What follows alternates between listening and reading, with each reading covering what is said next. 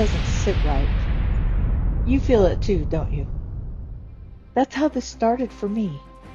Not with a conspiracy theory, not with a YouTube rabbit hole, just a strange knowing that the stories we were told to program us about the end of the world, about Jesus in the sky, about everyone disappearing in the blink of an eye, they never quite felt like it really fit. We were raised with warnings of Armageddon, the final war, good versus evil, the Antichrist, the mark of the beast, left behind or raptured up. But what if the real battle was never about bombs or blood, or even one final war?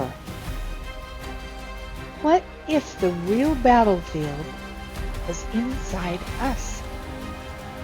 Inside our choices, inside our memories, inside our bodies, injected, distracted, sedated. We were shown blockbuster movies and starred in church plays and musicals with Revelation timelines. We were told to watch the sky. But we never thought to ask ourselves, what if Jesus Christ never left? We've already been shown the truth about where God really is. So could the, quote, rapture be more of an awakening to the real Christ consciousness inside each of us? What if the rapture wasn't a rescue? What if the disappearing is already happening, but not in the way we thought? So far, everything has been spun for a purpose. With a deceptive agenda, what we were taught was right turned out to be exactly opposite.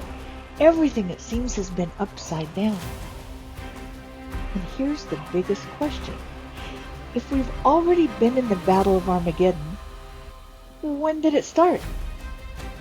Because look around. Families are divided. Truth is censored. Children are confused. Our food is poisoned. Our skies are altered. Our voices are silenced.